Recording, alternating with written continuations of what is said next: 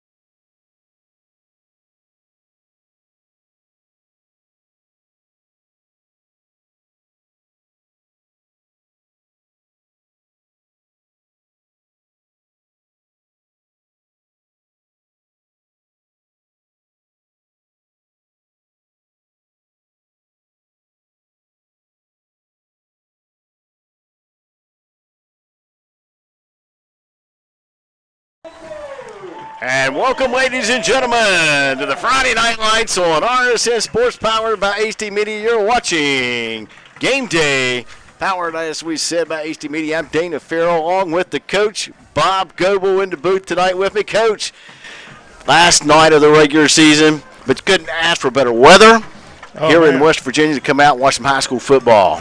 Beautiful night, clear sky, moon shining with Venus above it, and then we have some really good things we heard about the implications of this game. Yeah, we've got the Indians of Sissonville High School hosting the Renegades of Westside High, and this game, these two teams are not real familiar with each other. It's not like they played a lot before, and the game was scheduled in here, and you know, as we said, both these teams, probably 4 wins between the two of them. You would think, what does that mean here last game of the season? But it has meaning. And as we said before we came on the air, the winner of this game, as we understand it, could determine the outcome of the number 1 seed in AA for the state playoffs. So if Sissonville wins, we understand it, then Winfield would be seeded number 1. If Westside wins, then Independence High School would be seeded number 1. So you can imagine there's probably some other fans maybe wanting to tune in and watch the outcome of this game tonight. Well, you know, it's that time of year, and it starts tonight, and this is when I like to say things start shaking down and get arranged, and we'll know bright and early, and certainly by Sunday, what all's going to be going on in all classifications. Well, and as we said, you know, besides just the implications of this outcome of this game on the playoffs in the state of West Virginia, Sissonville's quarterback, Ethan Taylor, is all year long been at the top of passing yards for the state in all divisions. And tonight he comes in just 100 yards shy of the lead, and he's behind Matt Fry, quarterback at Scott, which we have them on the stream on HD Media tonight as well. And he'll be going up against Nitro at home, and you've got Ethan Taylor here at home. So those two guys are neck and neck for the passing yards total in the regular season. It should be interesting to see how that plays out as well. So a lot of undertone stories going on tonight in the last week of high school football. And then, of course, you're just playing for bragging rights. You get to this point in the season, you know you're not going to the playoffs. You're looking like, hey, we want to go out on a win. Both programs trying to build, both coaches trying to build their programs. And we've had Sissonville a couple times already, and we know they're playing as many as 6 and 7 freshmen in and out of the lineup, along with a couple of sophomores. So, you know, going out on a winning note means a lot to the program. West Side, 3 and 6 on the year coming in here, same kinds of situation. So it is quarterback Ethan Taylor will kick off for the Indians, left footer, left-hander, and they will defend the south goal. And we're underway at Joe Sawyer Stadium, Sissonville, West Virginia. The kick is bobbled at the 15-yard line, picked up and brought back up across the 20-yard line and to the 25. Looked like the Dale Bledsoe on that return. It's like a return there of about 10 yards. That will set the Renegades up for their first possession at their own 26-yard line. I think tonight we have a good chance of both offenses here looking kind of familiar, where they both like to put the ball in the air. Yeah, as they line up in a power formation. We know Sissonville will air it out, and here we go, snap back into the shotgun, and nothing there. Dale Bledsoe, quarterback, trying to on the keeper outside here to the near side, and maybe a pickup of a yard. Takes the ball up to the 27, brings up 2nd and 9 for Westside.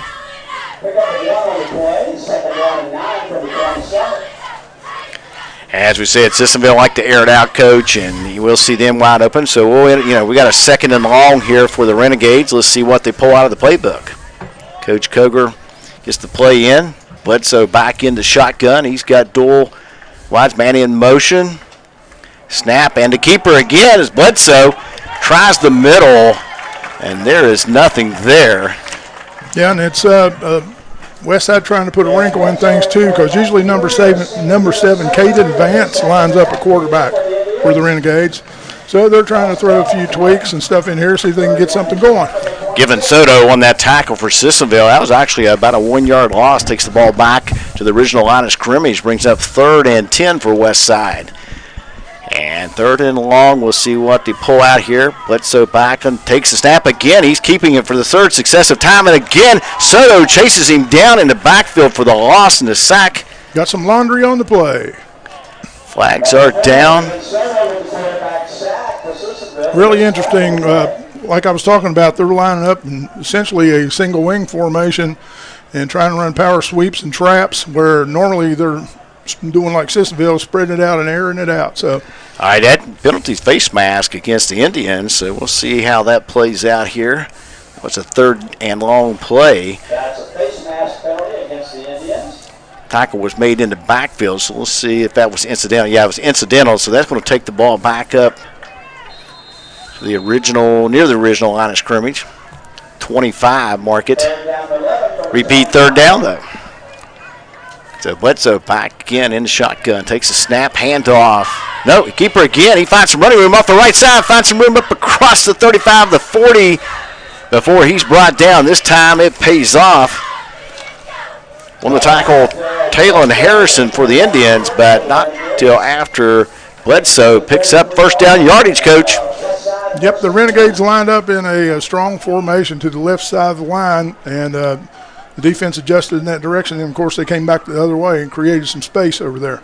So the face mask penalty gives the West Side Renegades the extra attempt there, and they make up on it.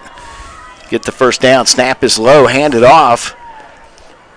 Running back across the 45 is number 10, Parker Lambert. Falls forward to the 48-yard line. Pickup of about 6. We have another penalty. Yeah, see that?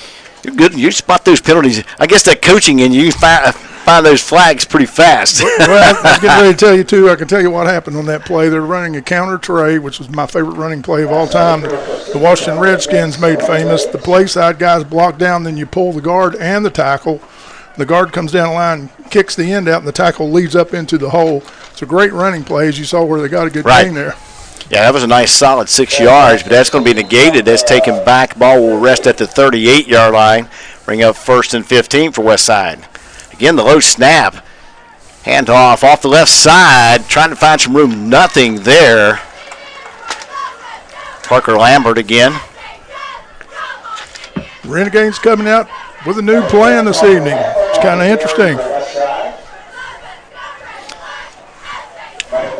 They've done well on a couple of plays, got some yards, good old penalties, you know. Yeah.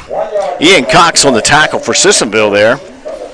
No gain on the, maybe 1 yard, 2nd and 14 for West Side. They have yet to throw it. Snap back to Bledsoe, fakes the handoff, keeps it, finds some running room up the middle. Solid, nice run up near the 1st down marker as he crosses midfield. It's good straight on blocking there. They're doing a good job coming off the line right there. And it's going to be near the 1st down. Marked at the 47.5 yard line. I mean, I don't know, 3rd and maybe a half a yard. Renegades back on it quickly. Snap. Bledsoe's going to get caught in the backfield. That time they attempted the counter tray I was speaking about to the left side that time. Penetration by the defense up front for Sissonville stopped that real quick. Yeah. That was Damon Morelli in the backfield for the Indians. Along with Laz Marquez. See if you can say that one really quick. Morelli. Yeah, very good. I'm glad you said it before I did. Loss of 3 takes the ball back across midfield to the 49 of West Side. 4th down and 4. They're going to go for it, Coach. Snap to Bledsoe. He's looking for running room. And it's going to be close. Falls forward at the 47. I do believe they got it. Real close. Maybe a measurement time. They are right at the sticks. Officials looking to try to make that call. They're going to call. Yeah, they're going to get the timeout for measurement. You got to bring, let them see that highfalutin down marker with the lights on it there. That's just like uptown over there. They have that one. Now, while we're at this break here for the measurement, I want to thank some of our sponsors here, so kind to help bring this to you. Obviously, Nitro Broadcasting Network with the productions. Mr. Shane Pontier here with us in the booth. And we want to thank Kroger for sponsoring the player of the game. And we'll be making that decision here in the second half as we get along. And Coach and I, sometimes that gets to be tough. You just don't know until the last minute. We didn't last week for sure. And there's the measurement. Not sure if you see that on the camera. Wow, about half of the football short. And so the West Side Renegades come up short, gambled there on fourth down, and that gives the Indians good field position. They'll take over at their own 47-yard line with 7.5 minutes here in the first quarter.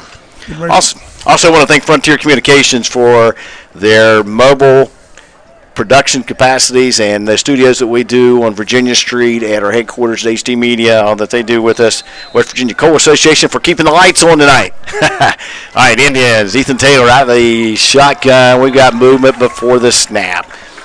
And there you go, Coach. Got some flags right out of the gate. Penalties will kill you. It's that's one thing talking about. I was listening to Paul Feinbaum on the way up here, and they were talking about one of the things that's causing Alabama to struggle a bit this year is penalties. They'll kill you. It doesn't matter how good you play if you have penalties. Well, it's bad enough that West Side gave the Indians the short field, but now they just moved it across midfield for them. Right. All right, so the Indians will start out in Renegade territory now at West Side 48-yard line. Taylor takes the snap. Going to pass right out on first down. We said they like to throw it, and he's got a man downfield. Oh, tripped up down there, and there you go, Coach. It's raining yellow birds all over the field there. It's interesting there. It looked like that pass was on the money, and it'd been interesting to see had they not got caught up there, had that been able to be taken in by the receiver. Looked like maybe Jake Wiseman, who is also a state leader in reception yards for Sissonville. So you'll be hearing it a lot, Taylor to Wiseman, quite a bit tonight. And one of the things that we were just alluding to, and you just saw it happen, is the Taylor, one thing that makes him above a lot of quarterbacks, not only does he have a strong arm, but he is accurate. It's hard to be able to throw the ball well and with accuracy. Yeah, he didn't waste any time. He come out on first down, and he goes for the post pattern. Snap again. He tosses out to Wiseman, finds him in the flat. Wiseman makes a move across inside the 30-yard line to the 29. Looks like for the Renegades, number 30, and we're going to get that number real fast for you. That's Hunter Lester on the tackle. So pickup of solid at least 4, maybe 5 yards on that. We'll give him 4. How's that? Hey, of course, though, as we said, Taylor's pushing for those passing yards tonight. Oh, yeah. He needs to surpass Fry. All right, handoff to Arbogast. He's off the right side, finds some running room on the outside. He's down inside the 20-yard line, makes a move, cuts inside the 10, and he'll be brought down near the 7-yard line. Big run for Cameron Arbogast.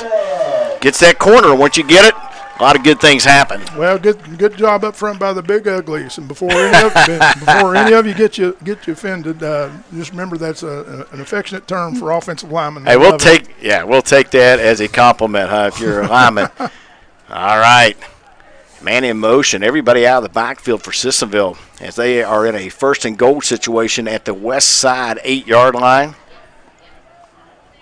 Snap back to Taylor. He's going to keep it with his feet there, and he's going to fall forward over and across the 5-yard line. The big man there for West Side, number 66, is Aiden Lester. And one of the things you hear people talk about all the time when you're in a spread offense is go by the numbers. If there's only 5 guys inside defending, run the ball. If there's more in there, throw the ball. So you see Taylor doing it well. Last week against Nitro, Taylor was very, very effective keeping the ball running with his feet as well, and that's one way when you don't have the pockets failure is to keep the defense honest. He rolls out this time. He finds a receiver in the corner of the end zone. Touchdown, Sissonville. It is the man, Jake Wiseman. Once again, accuracy, and he threw it to his main man. 4th and goal, and the Indians find pay dirt.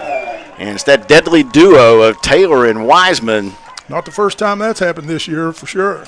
And so the Indians strike first, go up 6-zip. 5:53 here in the first quarter. Joe Sawyer Stadium, Sissonville, West Virginia.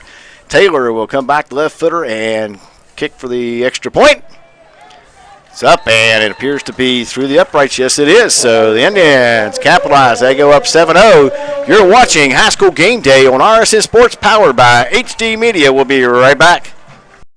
Hi, I'm West Virginia State Senator Eric J. Tarr, and I chair the Committee on Finance for the State Senate in West Virginia. I'm asking you to vote yes on Amendment 2. Without passing Amendment 2, the tax on your cars and trucks is here to stay. If you pass Amendment 2, we can eliminate the tax on your cars and trucks and vehicles that you depend on every day. Vote yes on Amendment 2. It gives the legislature a lot more flexibility on how we can restructure taxes in West Virginia so you keep more money in your pocket. We know who we are, where we have been, and where we are going. Healthcare is ever-changing, and we are evolving to meet the future needs of our community. Thomas Health is honored to announce our affiliation with the WVU Health System. WVU Health System and its network of hospitals and physicians across West Virginia, Ohio, and Pennsylvania will allow Thomas Health to... And we're back here as we follow the kickoff from Sissonville. We got a little squib kick here. Taken in by West Side at the 20. Turn man up across the 30-yard line. I was talking about Taylor throwing that ball earlier, and I remember something that Danny Warfel said one time. He was in practice, and Steve Spurrier jumped on him because he said, well, where are you throwing that ball? Where are you aiming at? He said, I'm aiming at the numbers, Coach. And you know what Spurrier told him? He said, no, son, you got to hit them between the numbers. Aim small, miss small, right? Yeah.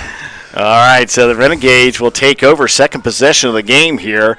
And just under 6 minutes to play, first quarter. 1st and 10 at their own 30. And the ball is in the air. He finds his receiver up across the 35-yard line and pushed out of bounds. In fact, number 30, it's Hunter Lester. So Bledsoe's pass is complete. Bledsoe to Lester. Pickup of about 8 on the play. Make that 7. Bring up 2nd and 3 for the Renegades. Ball resting at their own 37-yard line. So the Renegades come out there and get some positive yardage. Needed to do that after they give up the touchdown here. Sissonville scores on their first possession. Again, that low snap, Coach, that's scaring me. And breaks a tackle. He's at across midfield. Bledsoe. Big run. And yes, ladies and gentlemen, the counter tray once again. Well, you know, it's interesting. They'll run the, they'll take no gain, take a loss, get the penalty, and then they'll break one. And it's just about every third or fourth play, it seems to be the MO right now. Right. Well, I'm impressed already with their resilience. They made up their minds, so let's go out here and get this thing going, So. Well, we said we thought we'd have a good game here tonight. Both these teams like to air it out, and they like to get after it. They're young teams, and they're going to make some mistakes, sure, but they are going to continue to play hard. 1st and 10 and that ball's on the ground. Bledsoe has to fall on it for the loss, as that Indian front line was coming at him hard. And I said the play before, those snaps have been consistently low back to Bledsoe. Not trying to rhyme here or anything, but that's the way it's going. Well, it's awful having a low snap, but just be happy it wasn't a high one. Well, this is true. So he was able to fall on it. That's a loss of 4. Bring up 2nd and 14 for West Side. Ball at the Sissonville 44-yard line. And the mistakes and the penalties are backing them up again. So they're again trying to answer the Indians after they've scored on their first drive. There again, a low snap. He has to lean forward, pick it up. Finds a receiver, though, out in the flat, and it is bobbled there and falls incomplete. So Bledsoe, he's earning his keep here, trying to get these shotgun snaps. It's really testing him. It seems like they are now evolving back into their personality, where they go a lot with the spread game. Joe brings up 3rd and 14. If We stand here high above Joe Sawyer Stadium. We were talking during the break there real quick. We're having to stand. We need some bar stools up here, right? So this is a stand the whole game situation for Coach and I. All right, back out of the snap. That one's bobbled. And Bledsoe tries to find some running room forward. Not much there this time as the Sissonville front line says no. And if you notice on it would be the bottom of your screen to our side, all three of the receivers got in a stack formation where they were lined up vertically, one behind another, and that is really tough to defend, especially if you called man-to-man coverage. Bledsoe tackled by Laz Marquez for the Indians. Gain of maybe 1, brings up 4th and 13. Let's see. Now, last time in this situation they went for it, come up short, and it looks like they maybe are going to punt this time, Coach. Yeah, that may be the biggest punter in the league right there. He's got some girth, and he's going to take that